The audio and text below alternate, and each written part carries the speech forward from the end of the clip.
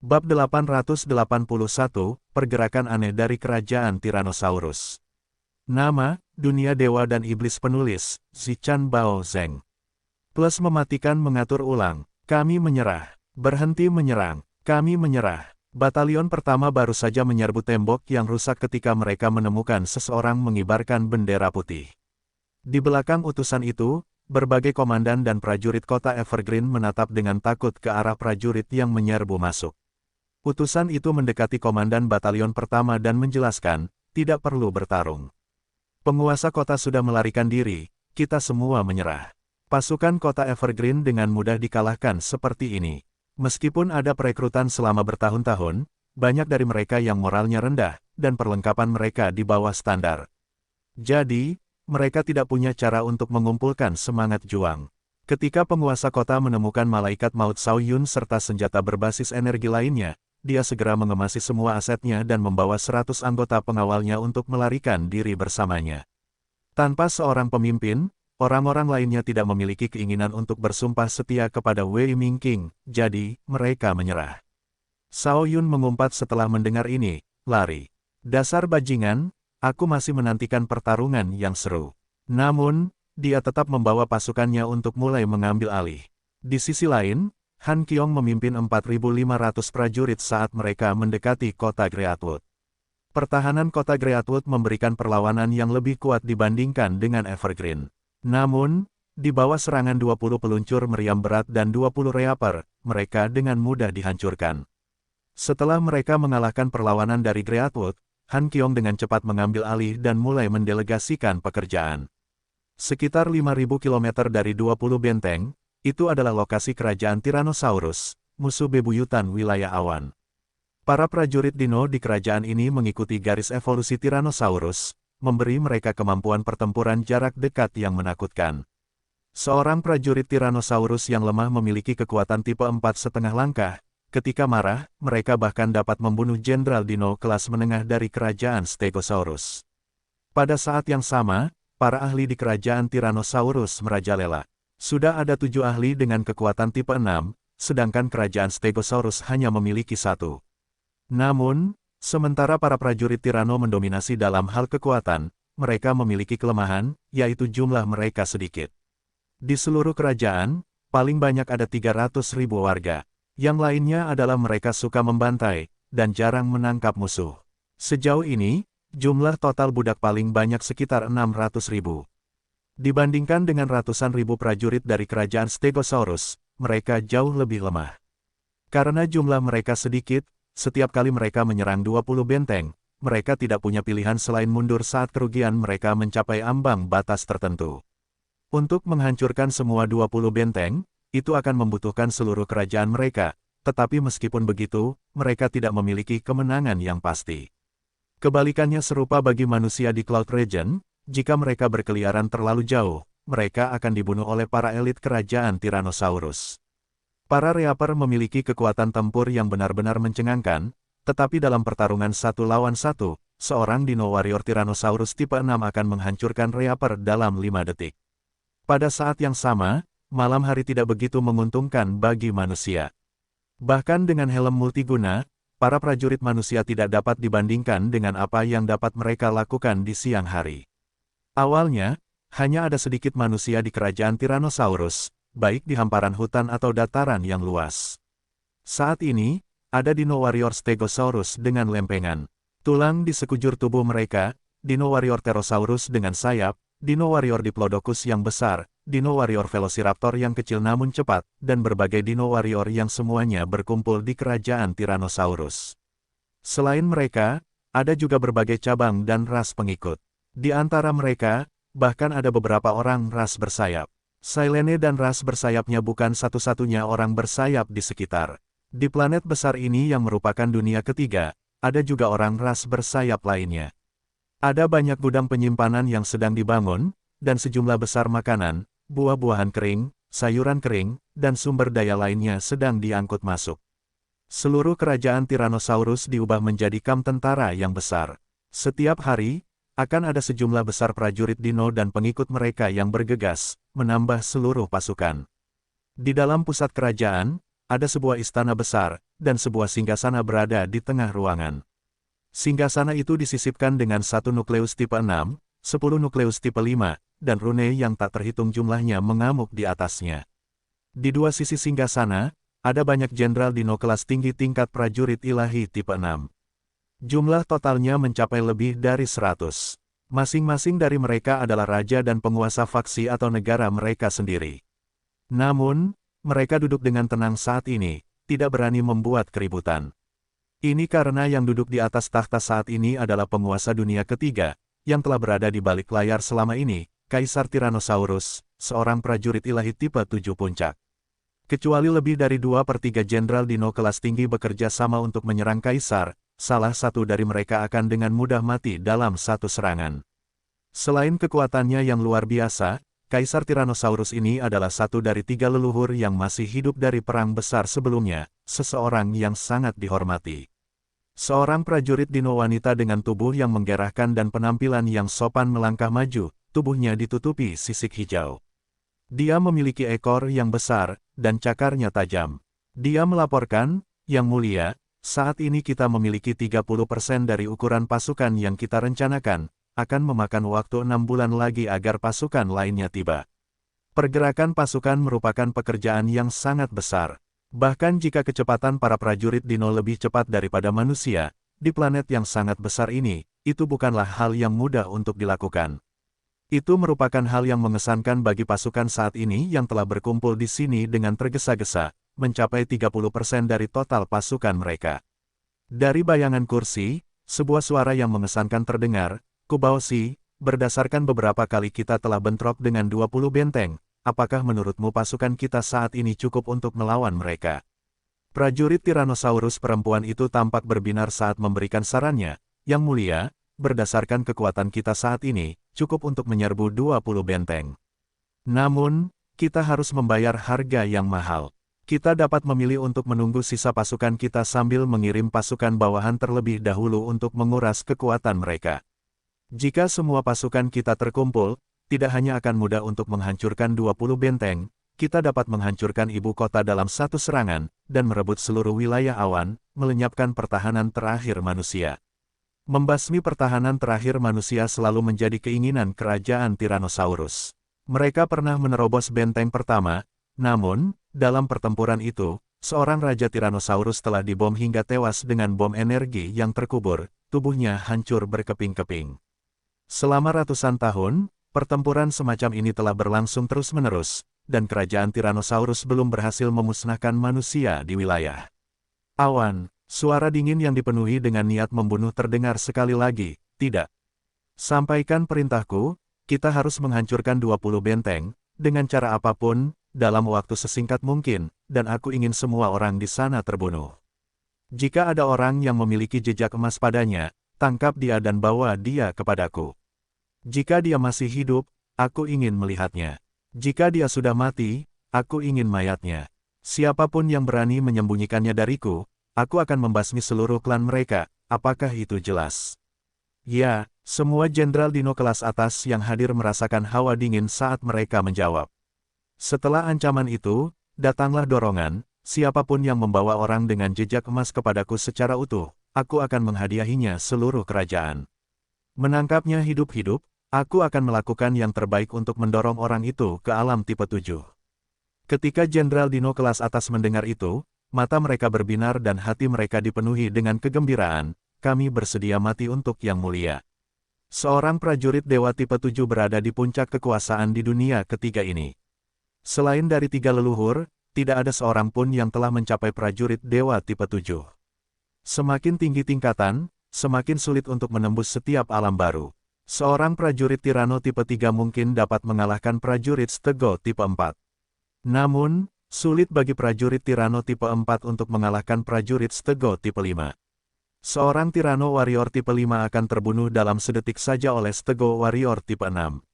Selain perbedaan wilayah yang sangat besar, seorang prajurit ilahi tipe 7 kemungkinan besar dapat hidup lebih dari 1000 tahun. Para prajurit dino kuat dalam pertempuran, tetapi vitalitas mereka kurang. Seorang prajurit dino biasa dapat hidup paling lama 80 tahun. Jenderal dino kelas rendah dapat hidup hingga 150 tahun atau lebih, sementara Jenderal Dino kelas tinggi dapat hidup hingga 300 tahun. Makhluk tingkat Kaisar Dino tipe 7 mampu hidup hingga 1500 tahun. Setelah perang besar sebelumnya, jumlah ahli berkurang drastis. Selain 3 Kaisar Dino tipe 7, semua orang telah binasa. Untuk berpikir bahwa mereka akan dapat menjadi eksistensi tipe 7, banyak Jenderal Dino kelas tinggi menjadi bersemangat dan dipenuhi dengan motivasi yang kuat. Mereka ingin sekali pergi dan menghancurkan 20 benteng dan membunuh manusia di dalamnya, menangkap orang dengan jejak emas dan mempersembahkannya kepada Kaisar Tyrannosaurus. Kubaoshi merasa gembira, tetapi pada saat yang sama, ada rasa ragu, jejak emas, apakah ada rahasia di dalamnya? Mengapa Yang Mulia bersikeras menangkap orang seperti itu? Di bawah perintah Kaisar Tyrannosaurus, seluruh kerajaan Tyrannosaurus bergerak maju berbondong-bondong, berbaris menuju ke arah 20 benteng. Wei Ming King adalah seorang kaisar wilayah awan, yang duduk tinggi di singgasananya dengan otoritas absolut. Banyak penguasa kota menjadi ajudan kepercayaannya yang juga melaksanakan perintahnya. Meskipun mengirim banyak pengungsi kepadanya akan menyebabkan kematian mereka, demi hidup dan masa depan mereka sendiri, mereka mengabaikan permohonan rakyat jelata. Setiap 2 atau 3 hari, akan ada banyak pengungsi yang memasuki ibu kota dengan mata terbelalak, pakaian mereka compang camping. Pada hari ini, barisan pengungsi lain yang membentang bermil-mil muncul di luar ibu kota. Pantom memiliki kemampuan untuk melintasi ruang dalam sekejap, sementara Yue Zong memiliki siluman tingkat ketiga. Mereka dengan cepat dan tanpa suara berbaur dengan para pengungsi. Untuk memudahkan pemrosesan para pengungsi ini, penjaga kota tidak terlalu ketat dalam hal keamanan, sehingga mereka tidak melihat 2 orang lagi di tengah-tengah. Ketika mereka sampai di pintu masuk kota dan melihat banyak lubang senjata, banyak pengungsi mulai gemetar mata. Mereka dipenuhi ketakutan. Kekuatan tembok kota ibu kota sudah cukup untuk menyebabkan keputusasaan pada kebanyakan orang biasa. Setiap pengungsi yang memasuki kota akan diperiksa dan diproses, jadi, setiap kelompok dibatasi hingga 1000 orang. Ayo, Yue Zong mengamati para pengungsi yang memasuki kota dan menarik lengan Pantom sedikit. Tubuh Pantom sedikit gemetar, menatap ibu kota dengan ketakutan di matanya. Dia menggertakkan giginya dan melangkah maju. Karena 1000 orang masuk setiap kali, para penjaga di gerbang kota tidak punya waktu untuk menilai dan mencoba mengenali siapapun yang tidak biasa. Saat Yue Zong dan Pantom memasuki gerbang kota, mereka tiba di lapangan yang luas. Ada radar kecil dan sensor lain yang tak terhitung jumlahnya berserakan di sekitar lapangan. Keluarkan kartu identitas kalian dalam waktu 10 detik. Jika tidak, konsekuensinya akan mengerikan. Saat mereka memasuki area tersebut, suara mekanis bergema. Satu persatu, para pengungsi mengeluarkan kartu mereka dan memegangnya di tangan mereka. Yue Zong dan Pantom juga mengeluarkan kartu mereka sendiri. Namun, Pantom memegang erat-erat kartunya, punggungnya dipenuhi keringat. Jika ada masalah dengan pemindaiannya, hanya kematian yang menunggu. Seorang pengungsi tiba-tiba kehilangan ketenangannya, berteriak, "Kartuku! Kartuku hilang! Di mana kartuku?" 0. Pada saat itu, hitungan mundur menghilang, dan teriakan kilat dari sensor dan pemindai, ke berbagai kartu nama. Ketika sinar memindai mereka yang tidak memiliki kartu, suara mekanis terdengar, mereka yang tidak memiliki kartu, akan diperlakukan sama seperti mata-mata. Eliminasi langsung. 2 sinar laser ditembakkan dari senjata laser di satu sisi, meledakkan kepala pengungsi yang baru saja berteriak, mengubahnya menjadi mayat tanpa kepala. Tidak, berikan aku kartu, berikan aku kartu. Orang lain yang kehilangan kartunya pucat pasi, sambil berteriak dan menerkam orang-orang di dekatnya. Sinar laser juga ditembakkan ke pengungsi itu, mengubahnya menjadi potongan-potongan daging yang tak terhitung jumlahnya, sementara darah segar berceceran di mana-mana. Banyak dari mereka yang kehilangan kartu mereka sendiri selama perjalanan. Saat laser menyapu, mereka yang tidak memiliki kartu nama langsung musnah. Pantom menyaksikan para pengungsi yang menyedihkan itu dibunuh dengan ekspresi pucat, tubuhnya gemetar. Lapangan itu dipasangi beberapa lampu laser, radar, kabut racun, dan bahkan cairan beracun untuk menghadapi musuh. Bahkan ada beberapa bom energi. Jika mereka terjebak di sini, bom energi yang terkubur di sini bisa meledak dan menghancurkan prajurit ilahi tipe 6 menjadi berkeping-keping. Pantom hampir tidak menyentuh alam tipe 5, dan kemampuannya lebih untuk membunuh. Jika salah satu mekanisme pertahanan diaktifkan, dia akan langsung mati. Sejumlah pengungsi berubah menjadi mayat di bawah serangan sinar laser. Ketika para pengungsi lainnya melihat ini, mereka mulai berhamburan ketakutan seperti burung yang terkejut. Sejumlah lampu terus memindai semua orang, setiap kali lampu itu melewati Pantom, dia akan gemetar dan memegang tangan Yue Zong erat-erat. Pemindaian selesai. Tidak ada yang aneh. Mengikuti suara mekanis itu, gerbang logam paduan yang disegel terbuka, dan sejumlah tentara militer bersenjata bergegas masuk. Komandan terdepan masuk dan membentak, "Sekelompok sampah, keluarlah dari sini. Berbarislah dengan tertib, kalau tidak, senior ini akan mengeksekusi kalian semua." Di bawah perintahnya yang dibentak-bentak, para pengungsi mulai berbaris dalam barisan panjang, menjaga ketertiban. Tidak seorang pun berani keluar atau memotong barisan. Melihat ini, Pantom menghela napas lega. Setelah melalui tahap ini, rasanya lebih baik. Di luar lapangan, ada kendaraan pengangkut besar yang menunggu. Sekitar 1.000 pengungsi digiring ke dalam kendaraan seperti domba. Yue Zong dan Pantom juga memasuki kendaraan. Peng, setelah pintu ditutup, truk mulai meluncur menuju bagian dalam kota. Di dalam truk, tercium bau asam. Semua pengungsi basah kuyup oleh keringat karena perjalanan yang panjang. Tanpa sempat membersihkan diri, tentu saja mereka bau. Seorang lelaki setengah baya, yang pakaiannya compang camping, wajahnya pucat dan tubuhnya kurus kering tiba-tiba berbicara, "Dikirim kemana?"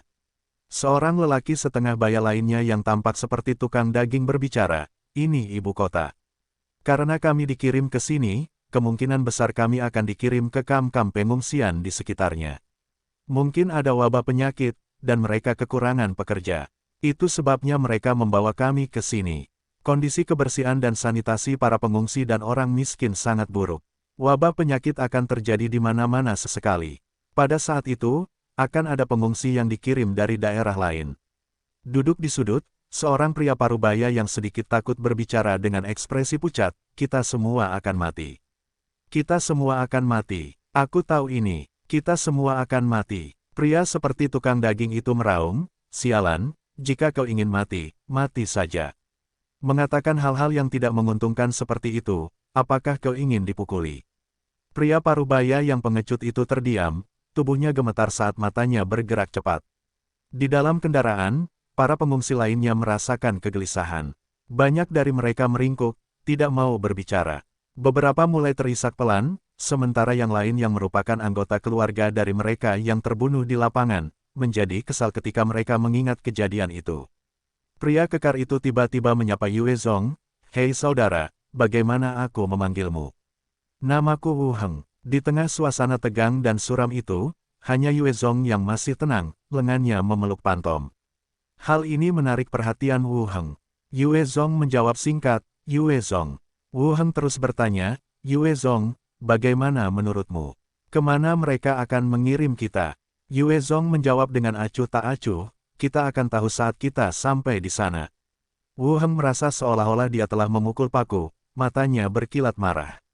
Dia ingin bertindak, tetapi memikirkan para penjaga ibu kota yang galak, dia tidak berani bergerak. Menekan amarahnya, dia memasang senyum palsu sebelum berbalik untuk berbicara kepada yang lain. Truk besar itu melaju untuk waktu yang tidak ditentukan sebelum tiba-tiba berhenti. Pintu terbuka, dan para penjaga ibu kota berdiri di luar. Seorang komandan berteriak, "Enyahlah." Menghadapi teriakan marah itu, semua orang dengan cepat bergegas keluar.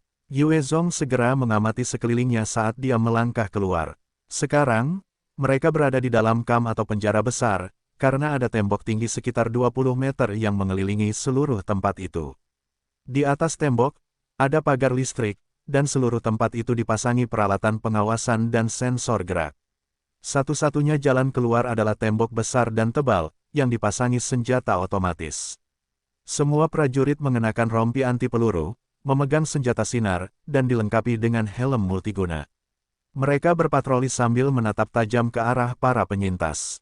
Di dalam kamp yang sangat besar itu, terdapat banyak kubah putih besar, kemungkinan besar di sanalah para pengungsi dikirim untuk tinggal.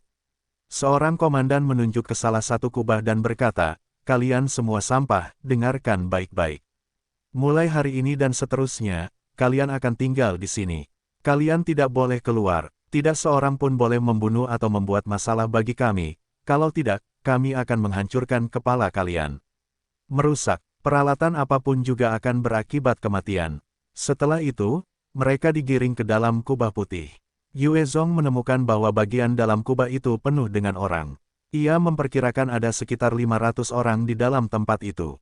Pada saat yang sama, para pria, wanita, tua dan muda semuanya digiring bersama tanpa pemisahan yang jelas. Di satu sudut, beberapa pria berkumpul bersama, 8 pasang-pasangan terlibat dalam tindakan cabul. Serangan mereka yang intens dan penuh gairah bergema di seluruh tempat itu, tetapi tidak ada yang peduli tentang mereka. Setelah ia mengamati lingkungan itu, ia meraih tangan Pantom dan pergi ke arah lusinan pria yang berkumpul bersama ketika Yue Zong mendatangi mereka. Dia berteriak, "Nyahlah. Apa-apaan ini? Dia baru saja menyuruh kita nyahlah.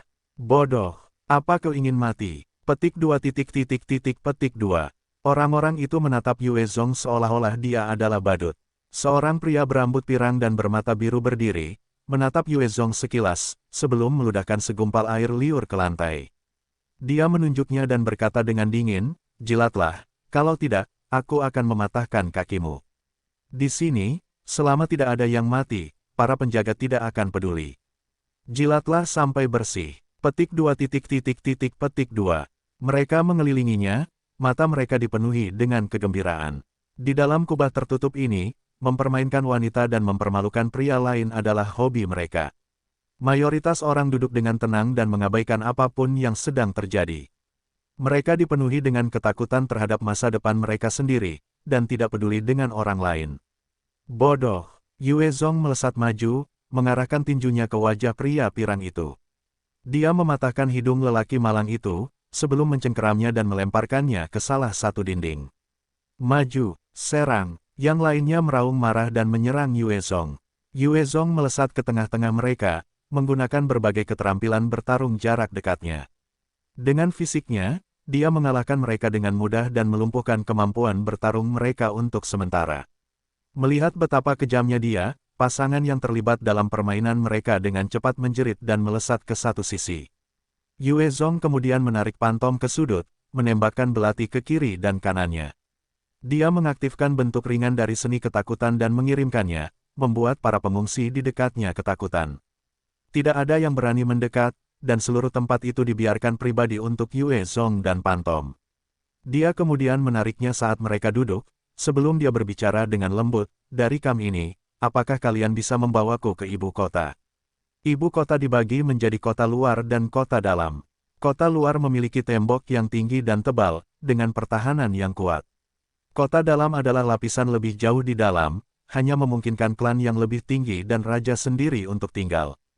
Pantom membenamkan kepalanya di dada Yue Zong sambil menjawab, "Ada alat pengintai dan penyadapan di sini."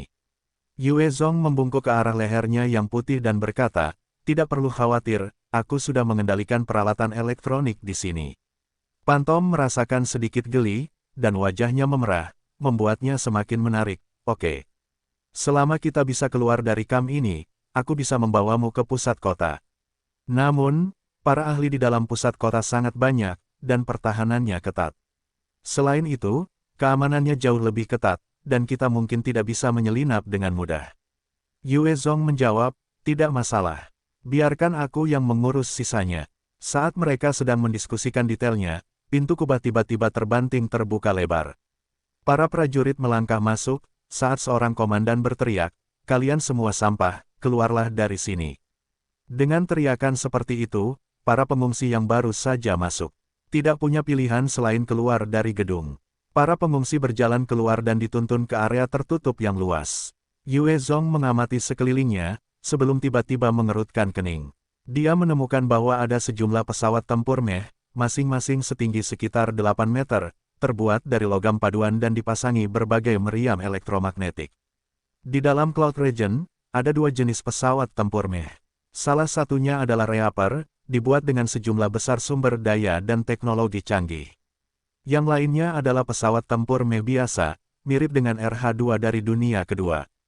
Karena persyaratan para Reaper, banyak kam memilih untuk memproduksi pesawat tempur meh biasa. Namun, mereka lebih umum di 20 benteng serta ibu kota, dibandingkan dengan tempat lain.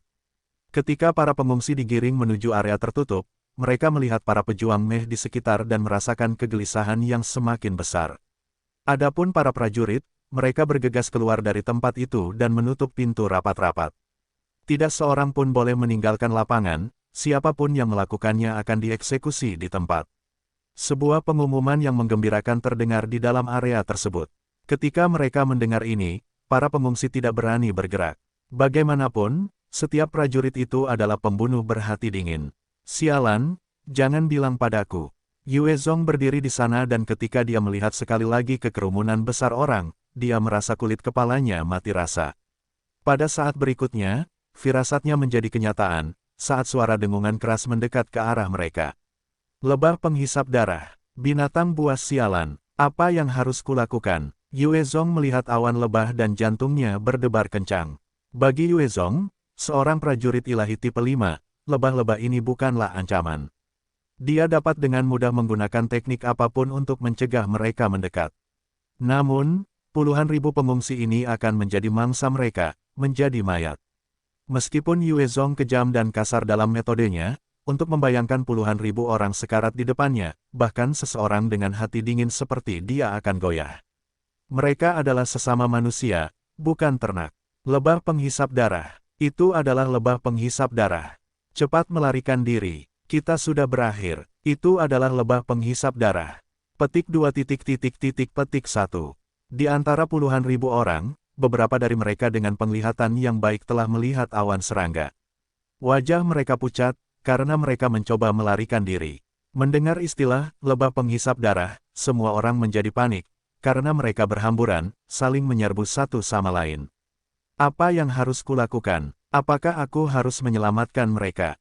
Pikiran-pikiran itu terus berputar di kepalanya, ekspresinya berganti-ganti antara hijau dan putih. Dengan kemampuannya, jika dia mengerahkan seluruh kemampuannya, dia bisa menyelamatkan banyak dari mereka. Namun, itu akan mengungkap posisinya di ibu kota, dan dia akan dipaksa untuk mengungkapkan beberapa kartu truf. Saat dia ragu-ragu, dia tiba-tiba melihat seorang anak laki-laki kecil didorong ke tanah. Di belakangnya, 7 atau 8 orang bergegas maju dengan panik, berlarian ke arah anak laki-laki itu tanpa mempedulikan keselamatannya. Dengan sekejap, Yue Zong dengan cepat meraih anak laki-laki kecil itu ke dalam pelukannya. Anak laki-laki itu membuka matanya lebar-lebar, mengucapkan terima kasih kepada Yue Zong dengan sungguh-sungguh, "Terima kasih, Paman." Yue Zong melihat wajah anak laki-laki kecil yang polos dan tidak ternoda itu, dan hatinya pun melunak. Dia menyerah pada rencana awalnya, lupakan saja. Jika aku tidak memiliki kemampuan, itu terlalu buruk.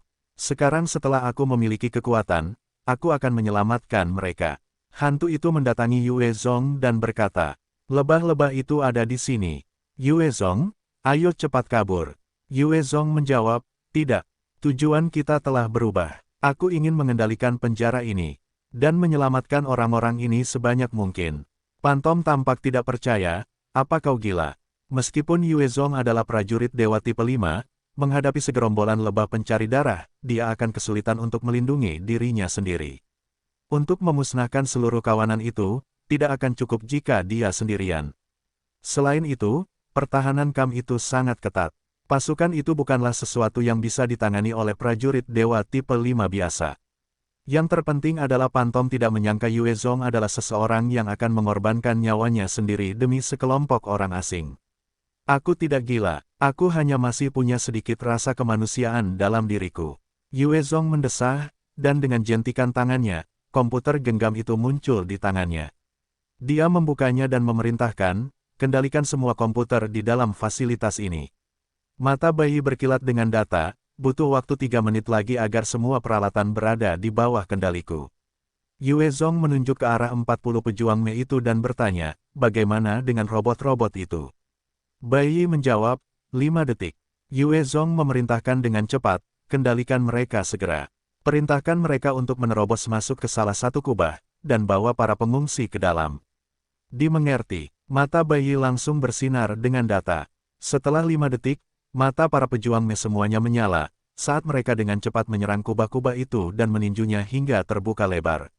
Melihat lubang-lubang itu, para pengungsi menjadi gila dan menyerang mereka, bertarung di antara mereka sendiri untuk maju. Apa yang terjadi? Apa yang sedang terjadi? Bagaimana mungkin para meh bertindak sendiri?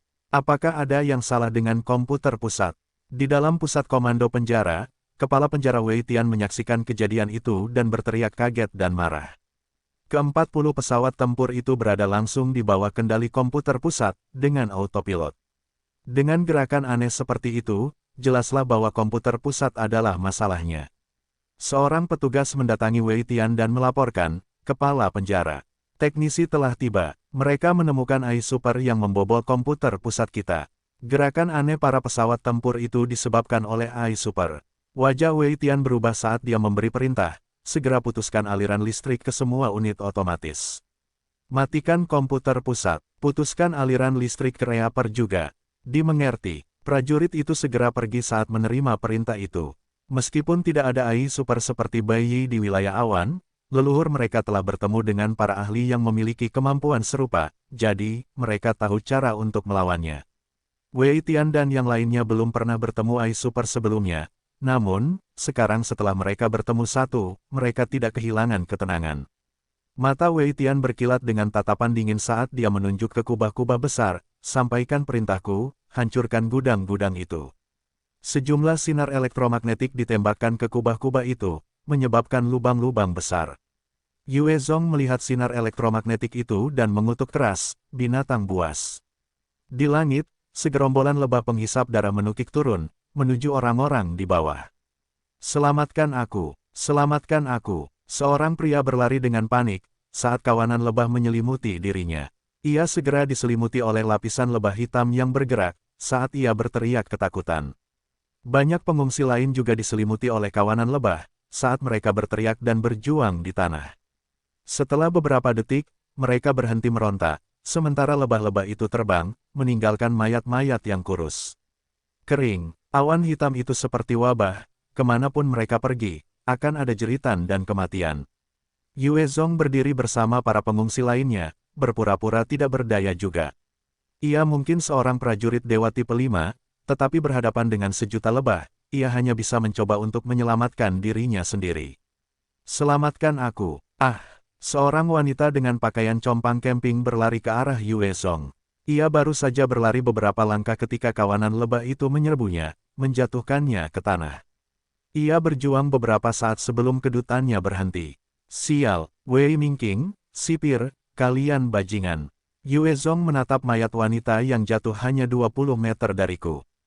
Kemarahannya telah mencapai puncaknya. Ketika Yue Zong mendengar bahwa lebih dari jutaan orang telah dikorbankan oleh Wei Mingqing untuk menjadi sumber nutrisi bagi madu darah hanya untuk keuntungan pribadinya, dia menjadi sangat marah.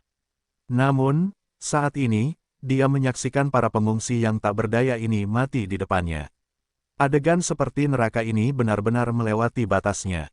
Yue Zong tidak mengaku sebagai orang suci, dia telah membunuh lebih dari ribuan tawanan dalam kemarahannya sebelumnya. Namun, mereka adalah musuh. Pengorbanan yang begitu kejam dari para pengungsi yang tak terhitung jumlahnya lebih buruk daripada seekor binatang buas. Ikut aku. Yue Zong melihat kekacauan itu dan meraih anak laki-laki kecil di sampingnya. Dia membungkus dirinya dengan api iblis, sambil menjaga anak laki-laki itu tetap aman, dan berlari menuju pusat kamp konsentrasi. Pantom terus mengikuti di samping Yue Zong. Sejumlah besar lebah melesat ke arah Yue Zong, namun, mereka terbakar oleh pengorbanannya, berubah menjadi abu renyah yang jatuh di sampingnya. Anak laki-laki yang matanya sangat jernih menatap Yue Zong, matanya bersinar dengan kekaguman dan rasa hormat. Itu adalah pertama kalinya dia melihat seseorang yang begitu seperti dewa. Wei Tian saat ini berada di dalam menara penjaga.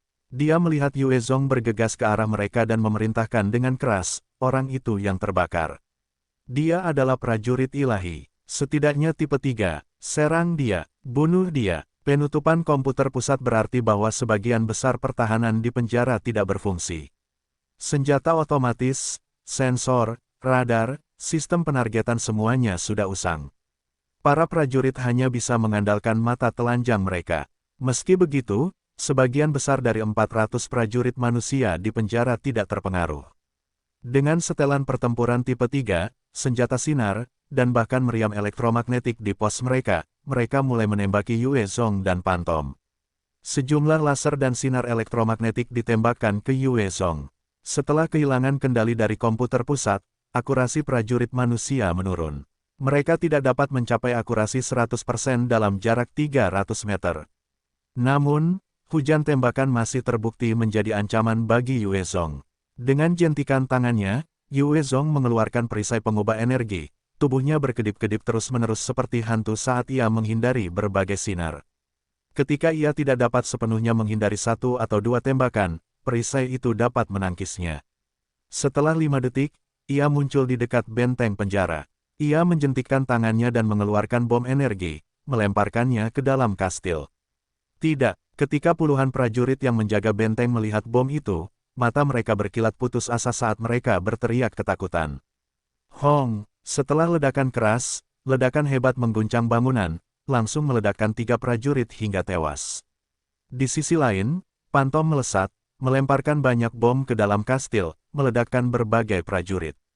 Yue Zong telah memperoleh 8 dari 20 benteng, sehingga ia telah menemukan sejumlah besar sumber daya. Dia pada dasarnya mampu membeli bom energi. Wei Tian, yang bersembunyi dan mengamati, menjadi pucat saat melihat kehancuran. Dia menoleh ke bawahannya dan berteriak, "Pergi beritahu Yang Mulia dan minta bala bantuan." Musuh adalah 2 prajurit ilahi tipe 5. Jika Yang Mulia tidak mengirim bantuan, penjara pertama akan dihancurkan.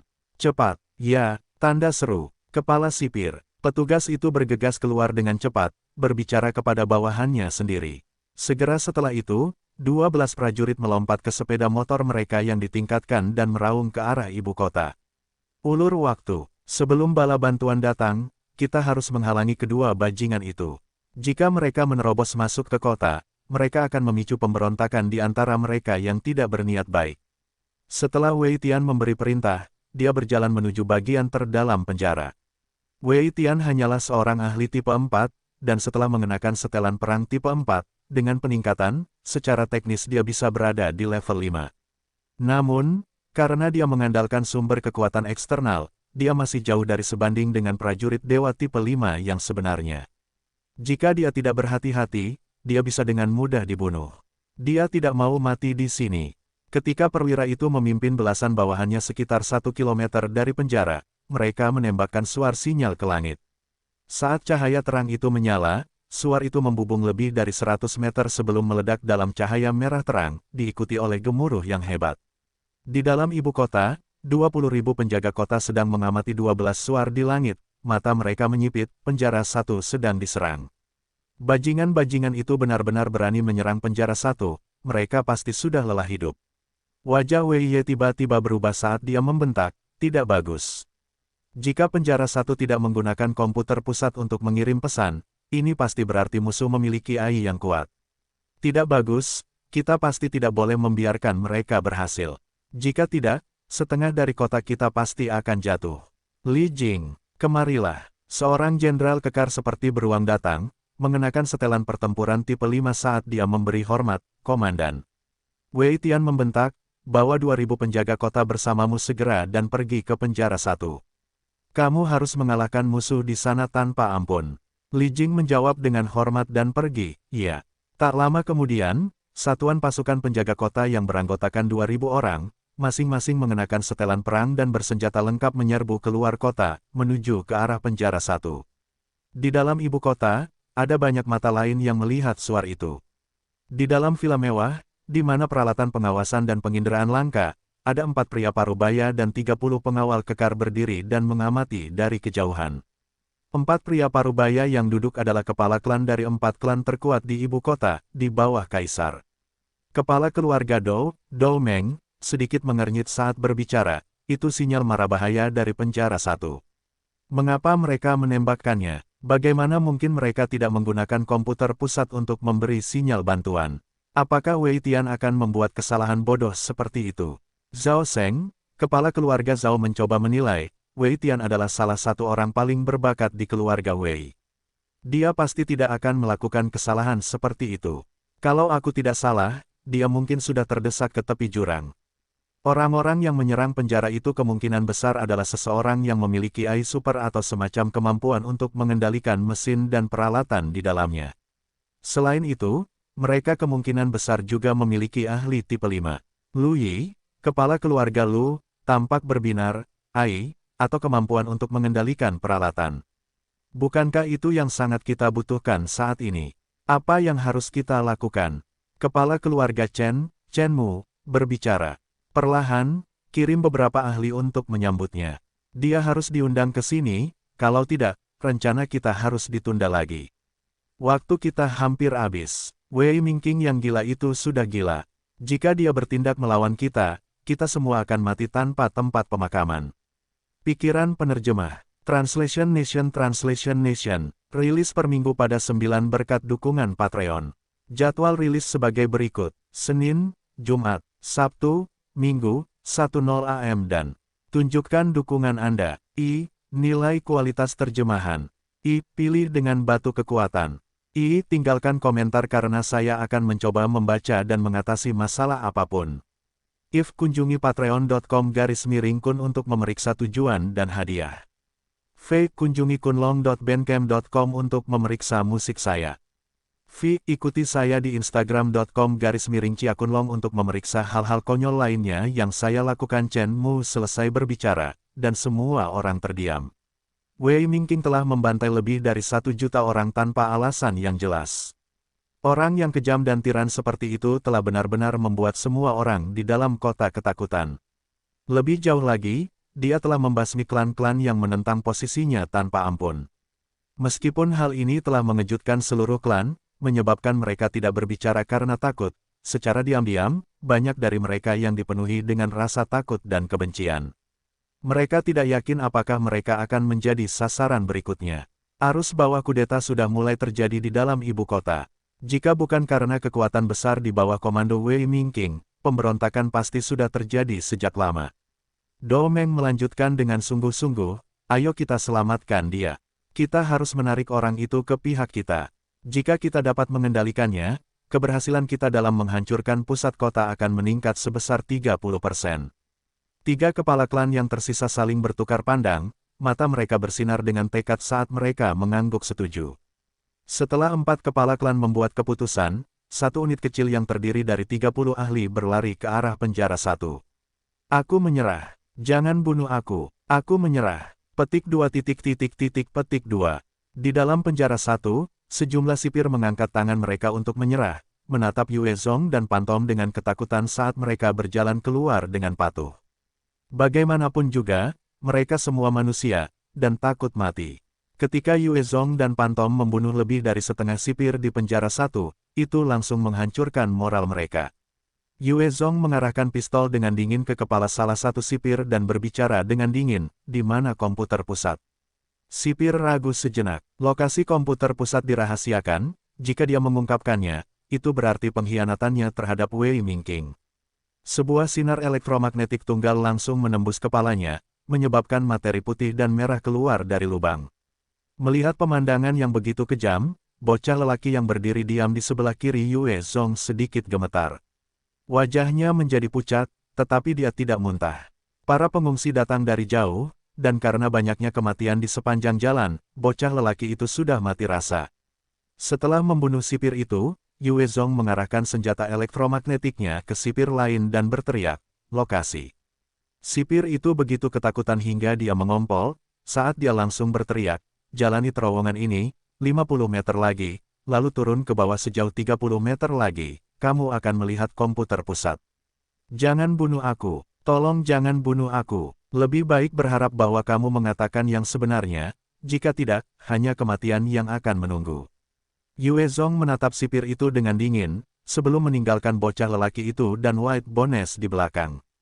Dia kemudian melesat maju, menuju komputer pusat. Hanya dengan mengendalikan komputer pusat, penjara ini, Yue Zong dapat mengendalikan semua senjata dan peralatan di sini. Mundur, tepat saat dia hendak memasuki ruang bawah tanah, dia merasakan bahaya muncul, dan dia berteriak keras karena khawatir sambil melangkah mundur dengan cepat. Pantom terkejut saat dia mengaktifkan kemampuannya dan melesat, menghilang dari lokasinya.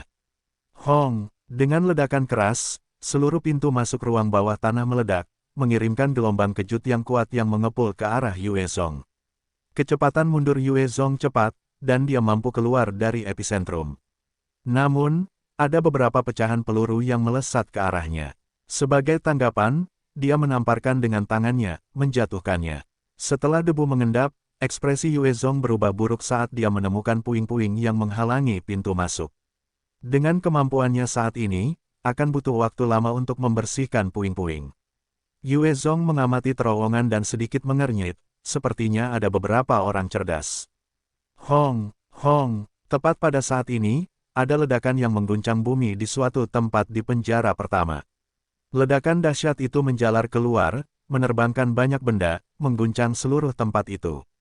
Yue Zong juga ikut merasakan getaran itu, keseimbangannya terganggu. Bai Yi muncul di layar genggam, melaporkan, "Tuan, generator energi cadangan penjara ini telah meledak. Jika musuh telah memutus aliran listrik, maka seluruh penjara akan kehilangan daya. Tidak ada gunanya mengendalikan komputer pusat." Langkah kejam Wei Tian ini telah menggagalkan rencana Yue Zong untuk mengendalikan penjara pertama bersama Bai Yi. Yue Zong menghantamkan tinjunya dengan marah ke dinding di dekatnya, menghancurkannya sepenuhnya. Saat ini dia sedang marah. Tanpa kesempatan untuk mengendalikan penjara pertama, maka dia tidak dapat menggunakan fasilitas itu untuk menyelamatkan para pengungsi. Jutaan lebah pencari darah akan segera menghisap para pengungsi hingga kering. Dia dengan paksa menahan amarahnya yang mengamuk dan berlari menuju gudang senjata. Tanpa penjara pertama, dia tetap akan menyapu bersih gudang senjata itu. Di dalam penjara pertama, ada dua malaikat maut, kedua sistem komputer mereka telah hancur. Mereka pada dasarnya adalah logam rongsokan. Yue Zong melirik sekilas ke seluruh area dan memutuskan untuk menyimpan kedua reaper di cincin penyimpanannya. Itu helikopter serbu berat. Yue Zong baru saja meninggalkan gudang senjata ketika dia melihat sejumlah helikopter serbu terbang di atasnya. Jumlah totalnya lebih dari 100, menutupi langit. Tidak bagus. Apakah mereka akan membunuh semua orang di sini? Yue Zong mengamati helikopter-helikopter itu dan merasakan kegelisahan yang semakin besar. Yue Zong bergegas kembali ke ruangan tempat mereka menahan para tawanan dan melemparkan sebuah arloji ke Pantom. Pantom, bawa anak itu dan pergi bersembunyi. Cepat tinggalkan tempat ini. Para bajingan itu telah mengerahkan sejumlah besar helikopter serbu. Mereka mungkin berencana untuk menghancurkan seluruh tempat ini. Wajah Pantom memucat saat dia bertanya, "Bagaimana denganmu?" "Aku akan berusaha sekuat tenaga untuk menghalangi mereka, dan memberimu waktu untuk melarikan diri. Jangan buang waktu lagi, pergi sekarang." Yue Zong segera pergi setelah berbicara, menghilang dari tempat itu seperti hantu. "Jangan pergi, bawa kami juga, tolong, selamatkan kami, bawa kami bersamamu." Petik 2. Ketika para tawanan mendengar bahwa 100 helikopter serbu datang, wajah mereka muram, dan mereka mulai memohon. "Diam, ketika para pengungsi malang itu dikirim ke sini, kalian bajingan bahkan tidak memberi mereka kesempatan. Ini pembalasanmu." Pantom menatap mereka dengan dingin, sebelum membawa anak laki-laki itu saat dia berlari keluar dengan cepat. Dalam beberapa tarikan napas, dia menghilang, meninggalkan para sipir dengan ekspresi putus asa. Yue Zong melesat seperti peluru, tiba di sebuah bukit kecil dekat penjara 1. Dengan jentikan tangannya, dia mengeluarkan meriam penembak jitu elektromagnetik. Dia kemudian berbaring di tanah, sebelum bertanya pada Bai Yi, "Bai Yi, apakah kamu bisa mengendalikannya?"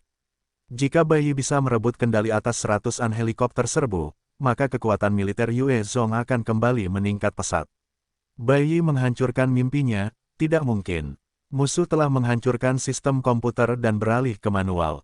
Aku tidak punya cara untuk membangun kendali. Kurasa kita harus mengandalkan diri sendiri. Yue Zong kemudian mengarahkan meriam penembak jitu elektromagnetiknya ke langit. Setelah mengunci target, dia menembak sekali.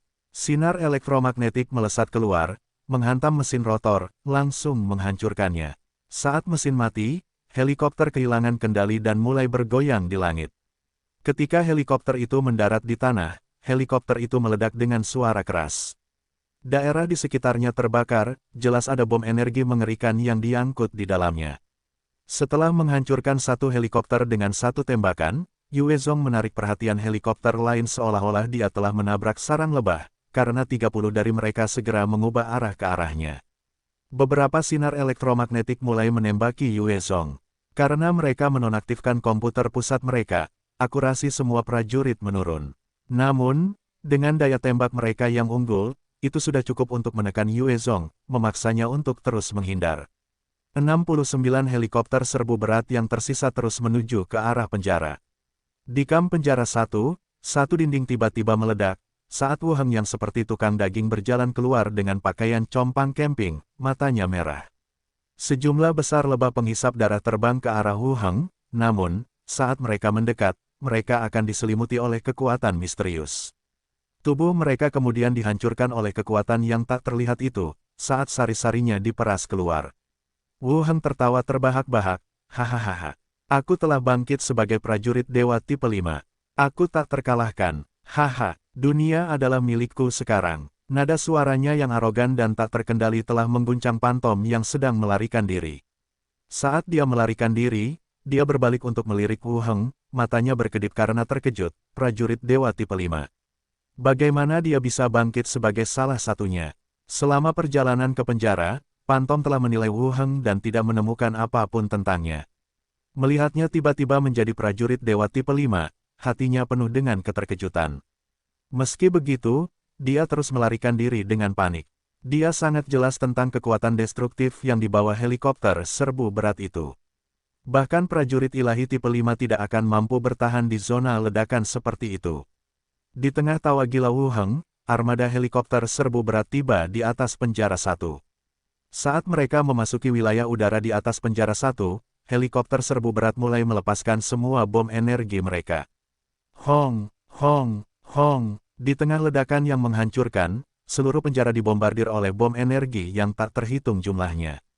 Segala sesuatu di dalamnya terbakar, dan 100 sipir yang tersisa di dalamnya tewas dengan putus asa dan penyesalan di mata mereka. Tubuh mereka hancur berkeping-keping. Wu Heng menyaksikan bangunan besar itu runtuh ke tanah, ekspresinya pucat. Tanpa kejenakaan lebih lanjut, dia berbalik untuk melarikan diri. Meskipun dia telah terbangun sebagai prajurit ilahi tipe 5, dia tidak berpikir dia bisa menghancurkan benteng setinggi 20 meter sendirian. Saat dia melarikan diri, masih banyak lebah penghisap darah mengejarnya dalam awan besar. Itu memungkinkan helikopter untuk menemukan target mereka. Lebih dari 30 helikopter serbu berat berbalik ke arahnya dan terbang mengejarnya.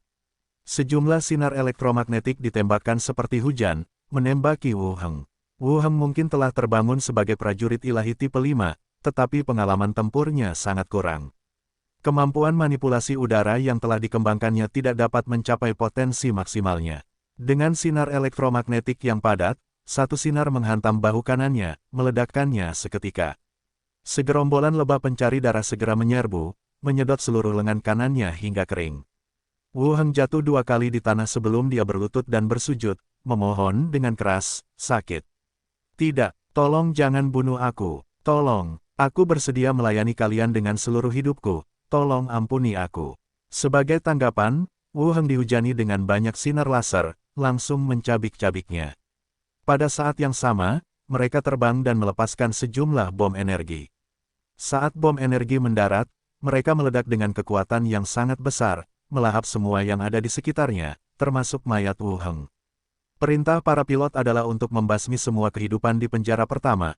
Mereka pasti tidak akan membiarkan seseorang seperti Wu Heng bertahan hidup. Ledakan dahsyat itu menyebabkan satu serpihan melesat maju, menembus tubuh bocah di samping Pantom. Ah! Bocah itu berteriak, saat ia jatuh terduduk di lantai. Pantom terkejut, dan ia bergegas menggendongnya. Menaruh jari-jarinya di hidungnya, ia mendapati bahwa ia masih bernapas, dan ia menghela napas lega. Ia mulai menggunakan kemampuannya untuk melesat menembus ruang, dengan cepat melarikan diri dari area itu. Dengan kemampuan teleportasi kilatnya yang merupakan teknik melarikan diri yang sangat berguna, bahkan jika ia berhadapan dengan prajurit ilahi tipe 6, selama itu bukan konfrontasi langsung, ia akan mampu melarikan diri. Setelah kehilangan bantuan dari komputer pusat, helikopter serbu berat itu tidak dapat beroperasi dengan efisiensi maksimal.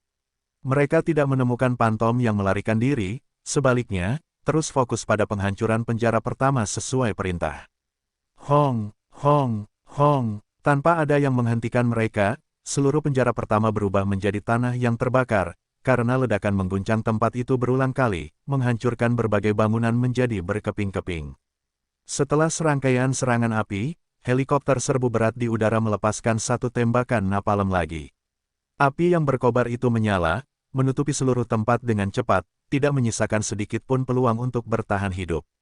Wajah bayi tiba-tiba muncul di perangkat genggam, penjara pertama telah dimusnahkan sepenuhnya, berdasarkan perhitungan, semua orang di dalamnya telah meninggal. Yue Zong telah menyiapkan beberapa peralatan pengawasan di dalam penjara, itu adalah mata bayi, sehingga dia dapat melihat dengan jelas gambaran kehancuran penjara pertama. Saat dia bersembunyi di hutan, dia berpikir pelan, sepertinya sudah waktunya bagiku untuk mengungsi. Dalam proses menghindari kejaran 30 helikopter serbu sebelumnya, Yue Zong telah menghancurkan 4 helikopter, namun, ia masih terpaksa melarikan diri. Jika ia terus maju, maka pasti akan ada ahli yang mengikutinya. Tidak peduli seberapa kuat Yue Zong, ia bukanlah tandingan bagi seluruh pasukan ahli saat ini. Ah, itu adalah pasukan. Apakah mereka serius? Untuk menangkapku, mereka benar-benar mengirim begitu banyak orang. Yue Zong sedang berbaring di hutan ketika ia menemukan lebih dari ribuan tentara dalam setelan perang berbaris ke arahnya. Sayang sekali, dengan kekuatan seperti itu, kau ingin menangkapku. Tidak mungkin. Mata Yue Zong berkilat dingin, dan ia mengaktifkan siluman tingkat ketiganya. Seluruh tubuhnya menyatu dengan lingkungan sekitar, semua jejak auranya menghilang. Ia kemudian mulai menyelinap keluar. 5 tentara yang mengenakan setelan perang tipe 3 saat ini sedang mencari di depan mereka dengan hati-hati. Mereka jelas bahwa mereka berhadapan dengan seorang ahli tipe 5, dan mereka bukanlah tandingannya. Selama mereka berjuang keras untuk bertahan hidup dan menahan musuh, teman-teman mereka akan datang dengan bantuan untuk membasmi musuh. Di atas pohon, Yue Zong mengamati 5 prajurit yang mendekat, dan melompat ringan, mendarat di pohon lain. Saat ia melewati di atas kepala 5 prajurit itu, mereka sama sekali tidak melihat apapun, masih dengan waspada mengamati sekeliling mereka. Dengan indera mereka yang tajam, gemerisik rumput dan dedaunan tidak akan luput dari perhatian mereka, tetapi Yue Zong berhasil melewati mereka dengan siluman orde ketiganya. Saat ia melewati berbagai tim, ia akhirnya tiba di perbatasan hutan.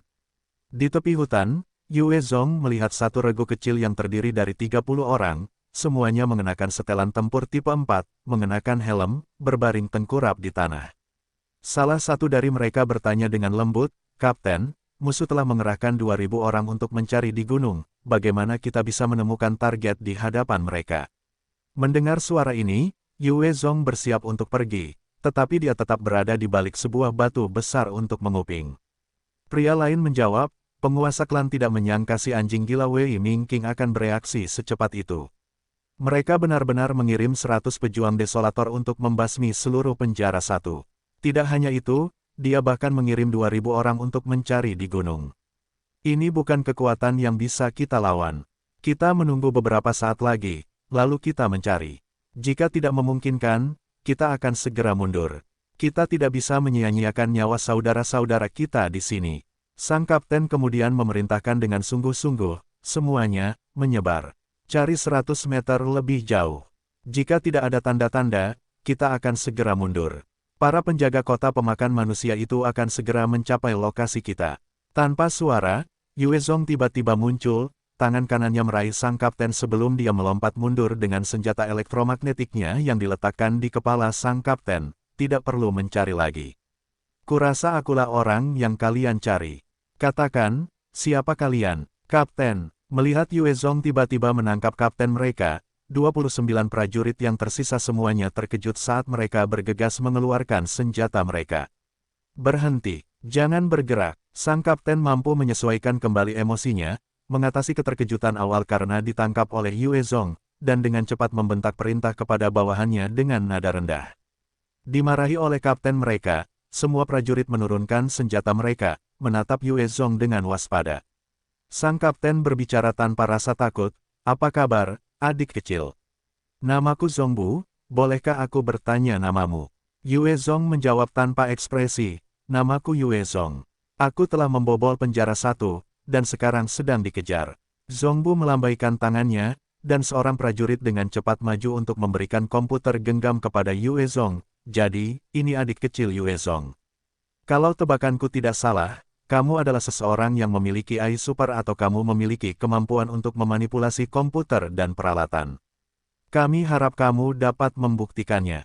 Kalau begitu, kamu akan menjadi teman yang sangat berharga bagi kami, dan kita dapat bekerja sama untuk menggulingkan Wei Mingqing. Yue Zong menerimanya dan merenung sejenak, sebelum menunjuk ke perangkat itu, pecahkan, bayi. Gambar bayi muncul di perangkat itu dalam hitungan detik. Ya, Tuan, aku sudah melakukannya. Hebat, melihat pemandangan ajaib ini, semua prajurit tampak terkejut dan gembira, tetapi mereka tidak berani berteriak keras, hanya menggeram melalui tenggorokan mereka seperti serigala. Dengan munculnya Ai Super, ada harapan bagi para prajurit ini. Wei Mingqing telah mengendalikan wilayah awan selama bertahun-tahun. Dengan kendali komputer pusat yang kuat, tak seorang pun mampu melawan kekuasaannya. Semua oposisi telah sepenuhnya ditekan. Hanya dengan Yue Zong dan Ai Supernya, ada kemungkinan komputer pusat Wei Mingqing dapat diretas. Jika Yue Zong berhasil membawa komputer pusat ibu kota ke tangannya, ia akan memiliki sepertiga dari seluruh kekuatan wilayah awan. Bahkan jika Wei Mingqing menggunakan segala macam metode untuk bertahan melawan Ai Super, itu akan menghabiskan sumber dayanya. Zongbu kemudian berbicara dengan hormat, Tuan Yue Zong, kami tidak bermaksud menyinggung. Silakan ikut dengan kami jamin Anda akan menerima layanan dan sambutan yang paling pantas. Sebagai tanggapan, Yue Zong bertanya, siapa kalian? Mata Zongbu berkedip dengan susah payah, Tuan Yue Zong, kami tidak bisa mengatakannya. Saya hanya bisa memberitahu Anda bahwa kami menentang Wei Mingqing. Ketika Anda melihat kepala klan, Anda tentu akan tahu siapa kami. Silakan ikut dengan kami. Yue Zong berpikir sejenak, sebelum setuju, baiklah. Jauh di dalam hutan, Pantom menatap anak yang tak sadarkan diri itu dan mengerutkan kening karena khawatir. Dia tidak suka memiliki beban selama menjalankan misi. White Bones berdiri diam di sampingnya, matanya yang gelap bersinar dengan api iblis. Tiba-tiba, rumput tinggi berderak di sampingnya. Pupil Pantom menyempit, saat dia mengarahkan pandangannya ke arah itu. Sebuah belati muncul di tangannya, dan dia siap menerkam. Yue Zong berjalan keluar dari rumput, menatap anak itu, ada apa dengannya? Pantom menjawab dengan sederhana, dia koma dan demam. Pada saat ini, selusin ahli lainnya berjalan keluar dari rumput. Saat Zongbu keluar, dan melihat Pantom, dia menatap tepat ke arahnya sambil berseru, kau Pantom. Asasin Pantom. Mendengar nama Pantom, semua orang di dalam unit Zongbu goyah, ekspresi mereka penuh dengan ketakutan dan kehati-hatian. Asasin Pantom adalah salah satu belati paling tajam di tangan Wei Mingqing. Dia telah membunuh banyak ahli yang menentang Wei Mingqing sebelumnya. Bahkan seorang ahli tipe 5 dari para pemberontak telah terbunuh di tangannya. Dia adalah legenda di antara para pembunuh. Pantom menatap mereka dengan dingin, tidak mengatakan apapun. Itulah karakternya. Selain orang-orang yang dia sayangi, dia tidak memiliki apapun di matanya. Bagi orang lain, dia hanyalah seorang wanita cantik yang menyendiri. Ayo pergi. Yue Zong menatap anak itu dan pergi. White Bones menggendong anak itu dan mengikuti di samping Yue Zong. Pantom menghilang di tengah malam. Dia tidak terbiasa berada di tengah keramaian, tidak ada rasa nyaman. Dibandingkan dengan pria, dia lebih mempercayai belatinya. Zongbu melihat Pantom mengikuti instruksi Yue Zong dan terkesan, penilaiannya terhadap Yue Zong menjadi lebih tinggi, dia bahkan bisa menaklukkan Ratu Pembunuh. Yue Zong ini tidak sederhana. Seorang prajurit menjilati bibirnya ketika dia melihat Pantom sebelumnya, matanya bersinar dengan nafsu, jadi itu adalah Ratu Dunia Pembunuh, Pantom. Benar-benar cantik, ayo pergi. Dengan perintah Zongbu, semua prajurit segera pergi. Karena 4 klan besar telah mengundang Yue Zong, saat mereka meninggalkan hutan, mereka tiba di sebuah tempat terbuka di mana sejumlah kendaraan telah lama disiapkan untuk mereka. Saat mereka tiba di sebuah villa, seorang wanita cantik dengan rambut hitam panjang, tubuh yang menggerahkan, dan paras yang sangat rupawan, keluar untuk menyambut mereka. Dia mengenakan gaun sutra putih dan senyumnya berseri-seri, Tuan Yue Zong, saya Kei Wei, silakan ikut dengan saya. Yue Zong mengikuti tanpa suara di belakang, saat mereka tiba di ruang tamu. Di dalam aula, ada seorang pemuda yang sangat tampan. Ketika dia melihat Yue Zong dan yang lainnya, ekspresinya langsung menjadi profesional saat dia menyambut mereka. Apa kabar, Yue Zong? Selamat datang, saya Zhang Huan, pemimpin kelompok pemberontak republik terbesar di kota ini. Yue Zong mengerutkan kening, mulutnya berkedut saat dia menatap dengan sinis kelompok Republik. Saya belum pernah mendengar tentang organisasi semacam itu di ibu kota.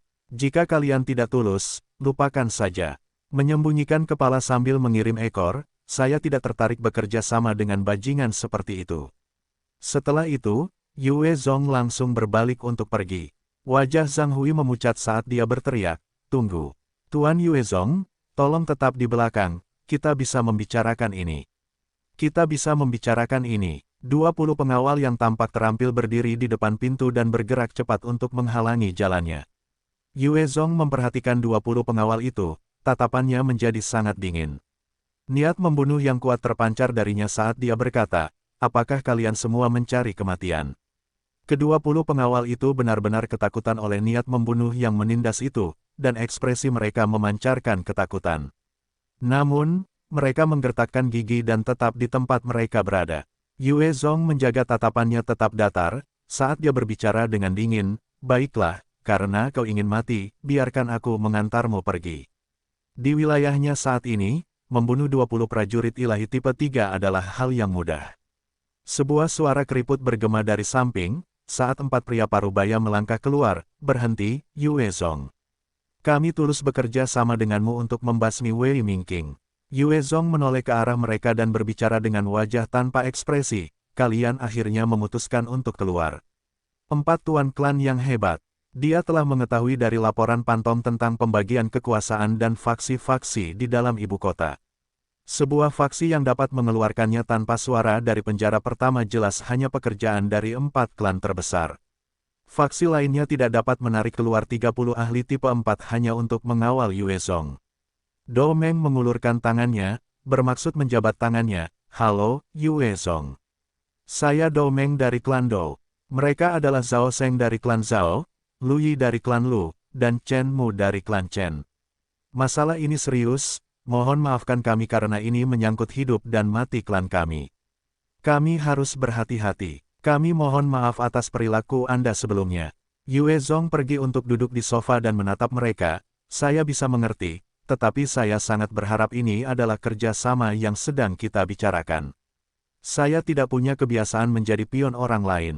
Dia tidak bermaksud untuk marah dengan keempat pemimpin itu, namun, dengan berurusan dengan boneka Zhang Huan yang jelas ini, posisi negosiasinya akan lebih rendah. Dia tidak ingin menjadi alat atau umpan meriam bagi orang-orang ini. Dou Meng tersenyum ramah, "Tentu saja. Yue Zong, aku ingin tahu apakah kau memiliki AI super atau kemampuan untuk memanipulasi sistem elektronik. Bukankah seharusnya Zong Bu sudah melaporkan informasi ini kepada kalian?" Dou Meng terus menatap Yue Zong, pupil matanya sedikit mengecil. "Aku berharap bisa mendengarnya langsung dari mulutmu." 3 pemimpin klan lainnya juga menatapnya, tatapan mereka penuh harap. Jawabannya menyangkut keberhasilan strategi mereka untuk menyerang pusat kota. Yue Zong tidak ragu untuk menjawab, "AI super. Kekuatan Wei Mingqing terlalu besar, Yue Zong harus bekerja sama dengan yang lain dengan kekuatan mereka yang terkumpul untuk mengalahkannya. Hanya dengan dia dan Pantom, bahkan jika mereka adalah 2 prajurit ilahi tipe 5, dengan bantuan AI super, jika tidak ada kecelakaan, mereka tetap tidak akan dapat mencapai sisi Wei Mingqing. Sebagai kaisar wilayah awan, dia memiliki banyak ahli tipe 5 di sampingnya. Setidaknya ada 20 dari mereka. Secara individu, mereka tidak mungkin dapat ditangani sendiri oleh Yue Zong, apalagi oleh seluruh kelompok." Mata dari 4 pemimpin klan berbinar gembira. "Bagus sekali." Dou Meng melanjutkan dengan serius, "Yue Zong, kami harap Anda dapat menggunakan AI super Anda untuk memblokir aspek teknologi pasukan Wei Mingqing. Dengan bantuan AI super, mereka dapat mengendalikan sistem, dan meskipun klon Bai Yi mungkin tidak sekuat dirinya, mereka masih dapat memengaruhi komputer pusat di tangan Wei Mingqing." Yue Zong setuju, "Tidak masalah. Selama kalian menyediakan cukup banyak komputer."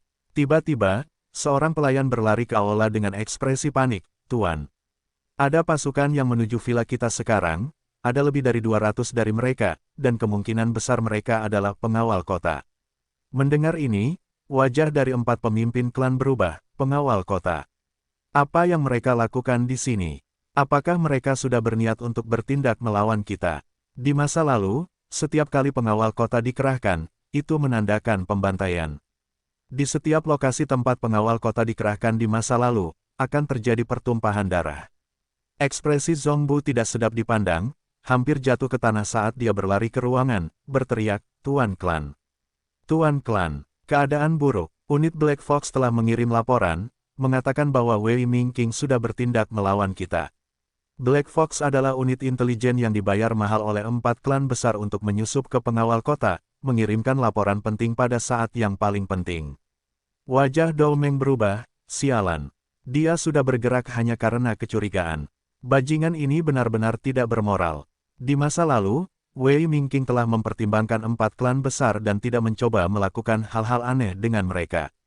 Akan tetapi, dia benar-benar mengerahkan kartunya hari ini, jelas bermaksud untuk memusnahkan mereka tanpa membicarakan bukti adanya perilaku pengkhianatan. Tindakan seperti itu mungkin akan menimbulkan kemarahan penduduk di ibu kota. Akan tetapi, pada titik ini, orang gila itu tidak peduli dengan apapun, itu menunjukkan betapa banyak kehati-hatian yang telah dia buang begitu saja. Mata Chen Mu berkilat cemas, apa yang terjadi sekarang? Dou Meng menyatakan, sepertinya kita perlu memajukan rencana kita. 3 pemimpin lainnya juga mengangguk. Dou Meng segera memberi perintah kepada 4 prajurit intelijen di sampingnya, sampaikan perintah, operasi Kill King sedang berlangsung.